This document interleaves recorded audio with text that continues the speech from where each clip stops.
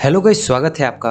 Guys, MCU में कई सारे रेसेस या स्पीसीज हैं जैसे एसगार्डियंस, क्री, जिहोबेरियंस, इटर्नल्स, ह्यूमंस और कई सारे और।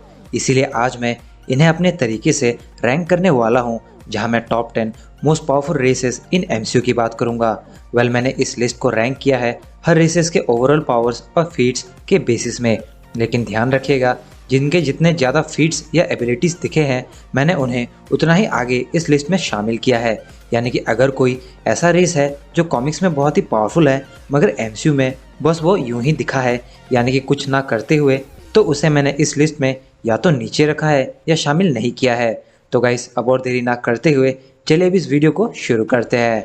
Number 10, Frost giants. नीले, बर्फीले और ज़बरदस्त ताकत वाले ये फ्रॉस्ट जायंट्स योटनहाइम नामक प्लेनेट के हैं, जिनका किंग लॉफी है। ये बहुत ही खतरनाक स्पीसीज है जिन्होंने कई रियाउंस में कई तबाही मचा रखी थी। प्लस अर्थ और एसगार्ड तक में इन्होंने बैटल लड़ा हुआ है, जिधर वो कैस्केट ऑफ विंटर्स का इस्तेमाल करके किसी भी जगह को अपने प्लेनेट में ट्रांसफॉर्म करने के केपेबल होते हैं। वैसे ये हज़ारों सालों से एसगार्डियन से लड़कर बच गए। फ्रॉस्ट जायंट्स बर्फ को किसी भी वेपन का शेप देकर उसे बैटल में इस्तेमाल करने के केपेबल है, या उनका टच किसी के भी स्किन को बॉयल कर दे, यानी इन्फेक्टेड हो जाएगा, जैसा वॉलस्टैक के साथ हुआ। Number 9, Chitauri and outriders. ये साइबरनेटिकली एनहेंस्ड बीइंग्स है जो सीधे सीधे उनके क्रिएटर्स या जनरल्स के ऑर्डर्स लेते हैं। चितौरी आर्मी में ग्राउंड ट्रूप्स और एरियल ट्रूप्स दोनों ही मौजूद है, जहां ग्राउंड ट्रूप्स मिड रेंज के चितौरी स्टाफ यूज करते हैं जो ज़बरदस्त पावर ब्लास्ट करते हैं। वहीं एरियल ट्रूप्स लॉन्ग रेंज के हैं जो काफ़ी दूर तक पावर ब्लास्ट कर सकते हैं। इनके एडवांस टेक्नोलॉजी और बैटल स्किल्स बहुत ही ज़्यादा इफेक्टिव थे, जिन्होंने एवेंजर्स के साथ पूरे न्यूयॉर्क में तहलका मचा दिया। जहां इनकी क्वांटिटी ने न ही बस 2012 के एवेंजर्स में प्रॉब्लम क्रिएट किया सुपर हीरोज़ के लिए, बल्कि एंड गेम में भी इन्होंने अपना जलवा दिखाया है। यहाँ तक इन्फिनिटी वॉर के आउटराइडर्स जो वकांडा के डिफेंस के पार होने के लिए खुद को मारने लगते हैं, या उनका डेडलीनेस कैप्टन, ब्लैक पैंथर या हल्क बस्टर में रहे ब्रूस तक को डाउन कर देते हैं, जिस कारण ये एमसीयू के बहुत ही पावरफुल रेसेस में से एक है। Number 8, sovereign. दरअसल ये highly advance genetically engineered galactic race है, जहां इस प्लेनेट का कोई भी बंदा पैदा हुआ ही नहीं, बल्कि सबको बनाया गया है। जहां वो अपने डीएनए को बाथिंग पॉट्स में कंट्रोल कर सकते हैं और बायोलॉजिकल बर्थ को वो बिल्कुल बेकार मानते हैं। प्लस ये काफ़ी एडवांस है, जो अपने टेक्नोलॉजी और रिसोर्सेज से कई प्लैनेट्स को टक्कर देने के केपेबल है। प्लस उनके शिप्स एक फॉर्मेशन में आ सकते हैं, या वो हैवी फायर ब्लास्ट तक कर सकते हैं। ये सब वो अपने घर बैठे बैठे कर सकते हैं, तो इनकी रेंज कितनी है आप समझ सकते हैं।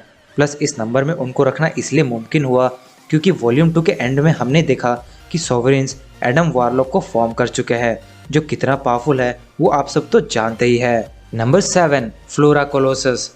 इस स्पीसीज का एक ही सैंपल दिखा है जो अपना ग्रूट है, और आपने तो देखा ही है कि वो कितना स्ट्रॉन्ग, ड्यूरेबल और रीजनरेशन पावर्स होल्ड करता है। जहां ग्रूट के बॉडी पार्ट्स ग्रो करते हैं, या वो उन्हें स्ट्रेच करके अटैक्स कर सकता है और हैवी लिफ्टिंग भी करने के केपेबल है। ग्रूट बायोस्पोर्स के मदद से लाइट स्प्रेड कर देता है। प्लस टेंटिकल्स के जरिए वो थैनोस के ऊपर अटैक कर चुका है। गमोरा और स्टारलॉर्ड को कैप्चर करने में केपेबल था वो। ग्रूट अपने बॉडी पार्ट्स को रिमूव करके उन्हें दोबारा ग्रो करने से लेकर पुनर्जन्म यानी रीबर्थ भी हासिल कर चुका है, जहां उसकी एक डंडी उसे दोबारा ग्रो कर देती है। ग्रूट आउटराइडर्स और चितौरी से लेकर सकारियंस तक का सामना कर चुका है एमसीयू में। नंबर 6, क्री जो स्कल्स को अपना जानी दुश्मन मानते हैं, वो काफ़ी टेक्नोलॉजिकली एडवांस और डेवलप है। क्री एक नोबल वॉरियर है जो कॉम्बैट स्किल्स और अपने वेपन्स के साथ बैटल्स में काफ़ी स्ट्रॉन्ग नज़र आते हैं। यहाँ तक उनका ग्रुप स्टार फोर्स, जिसका लीडर यॉन रोग है, वो टैक्टिकल और स्ट्रेटजीज में काफ़ी एक्सपर्ट नज़र आया है। यहाँ तक वो जेनेटिक एक्सपेरिमेंट्स में भी काफ़ी आगे निकल चुके हैं, जो डीएनए भी चेंज कर चुके हैं। यहाँ तक कैरल डेनवर्स, एक कैप्टन मार्वल का ह्यूमन डीएनए को भी उन्होंने चेंज करके क्री डीएनए में ट्रांसफॉर्म किया, जिस कारण उसकी बॉडी एक क्री के बराबर की हो गई। जहाँ क्री वॉरियर्स सुपर ह्यूमन स्ट्रेंथ और ड्यूरेबिलिटी रखते हैं, जो नॉर्मल ह्यूमंस के मुकाबले काफ़ी आगे है, जैसे रोनन और कैप्टन मार्वल। Number 5, humans. हाँ, मुझे पता है आप सभी सोच में पड़ गए हैं ह्यूमंस को इस नंबर में देखकर, लेकिन यकीन मानिए, अब वकांडा के ब्लैक पैंथर या किलमॉन्गर या फिर एवेंजर्स के मौजूदगी में कैसे ह्यूमंस को इतना पीछे रैंक करेंगे, जहां आयरन मैन एके टोनी स्टार्क अपनी इंटेलिजेंस से ही मार्क 85 तक सूट्स क्रिएट कर चुका है जो हाईली एडवांस और डेवलप्ड है, जो इन्फिनिटी स्टोन्स तक को कंट्रोल कर पाए। वेल इसमें लेजर्स से लेकर यूनिबीम्स और मिसाइल्स तक मौजूद है। वेल वहीं वकांडा का वाइब्रेनियम जो अर्थ का स्ट्रॉन्गेस्ट मेटल माना जाता है, वो वेपन्स क्रिएट करने से लेकर ये ट्रेन्स या कॉस्ट्यूम्स या फिर आर्मस्टर क्रिएट कर सकते हैं। जहाँ ब्लैक पैंथर का आर्मर काइनेटिक एनर्जी स्टोर करने से लेकर उसे वेपन की तरह यूज़ कर सकता है। प्लस ह्यूमंस जैसे हॉकाई, ब्लैक विडो जो स्पेशली ट्रेन एजेंट्स है, जो बहुत ही बेहतरीन फाइटर्स और स्पाइस तक है। वेल बात करें कैप्टन अमेरिका की, तो वो तो एक सुपर सोल्जर ही है जो 70 साल बस बर्फ में ही रहा, या उसकी रीजेनेटिव हीलिंग फैक्टर या hand to hand combat skills में शायद वो योनरॉक को भी पीछे छोड़ दे। Plus Bucky, John Walker, Falcon, Antman, Wasp जैसे सुपर हीरोज के कारण ह्यूमंस इस पोजीशन में है फिलहाल। Number 4, dark elves. ये एमसीयू के सबसे पुराने रेसेस में से एक है जो यहाँ तक ओडिन के पिता बॉर से मुकाबला कर चुके हैं। तो ये कितने पुराने हैं इसका अंदाज़ा इसी से लग गया होगा। पर डार्क एल्व्स का लीडर मेलिकेथ के पास मैजिकल एबिलिटीज़ जैसे डार्क मैजिक का एक्सेस तो है ही, प्लस मेलिकेथ एथर को किसी के बॉडी से बाहर निकाल सकता है और खुद में एब्जॉर्ब कर लेता है। बल जब मेलिकेथ के पास एथर की पावर आई तो कन्वर्जेंस यानी महासंगम को पूरा करके पूरी दुनिया को डार्कनेस में भर देता वो। वेल वो ज़रूर थॉर से हारा, मगर वो थॉर को भी एथर के पावर से पीछे पुश करता है कई ब्लास्ट करके। वैसे उसका लेफ्टिनेंट एलग्रिम जो कर्स में ट्रांसफॉर्म होकर अनस्टॉपेबल हो गया था, जिसने एसगार्डियन सिपाहियों को क्रश किया या थॉर के म्योलनिर को डिफ्लेक्ट करने से लेकर वो थॉर को भी ओवर पावर कर देता है। वहीं डार्क एल्व्स की आर्मी जितना अच्छा बैटल स्किल्स और राइफल से पावर ब्लास्ट करते हैं, उतना ही अच्छा ब्लैक होल ग्रेनेड का इस्तेमाल करते हैं वो।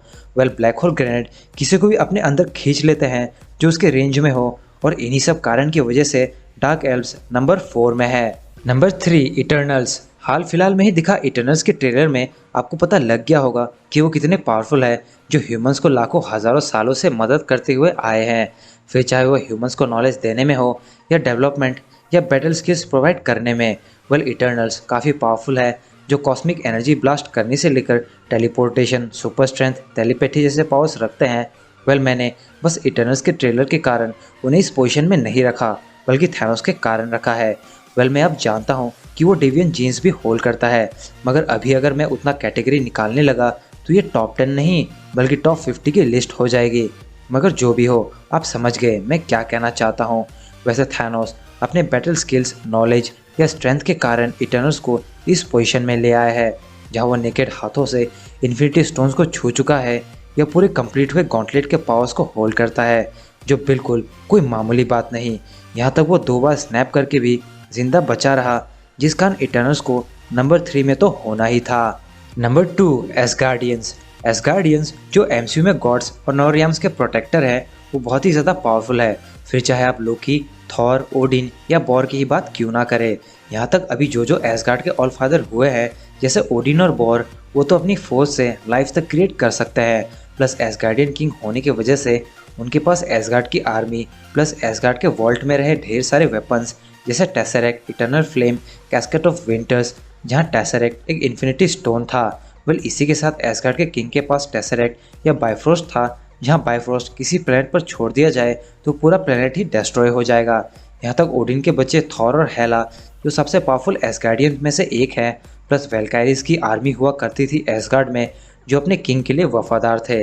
वहीं वॉरियर्स 3, वॉलस्टैक, होगुन और फेंड्राल जो बहुत ही बेहतरीन फाइटिंग स्किल एबिलिटीज़ परफॉर्म कर सकते हैं। ये लेडी सिफ और लीजन ऑफ एसगार्ड जो बिल्कुल एसगार्डियंस को बहुत ही पावरफुल बनाते हैं। वहीं एसगार्डियन मैजिक जिसका इस्तेमाल लोकी और फ्रिगा के साइड से देखा ही होगा आपने, या थॉर के वेपन्स म्योलनिर और स्टॉर्मब्रेकर भी एक कारण है जो एसगार्डियंस को बहुत ही ज़्यादा पावरफुल बनाते हैं, जिस कारण एसगार्डियंस दूसरे नंबर पर है फिलहाल।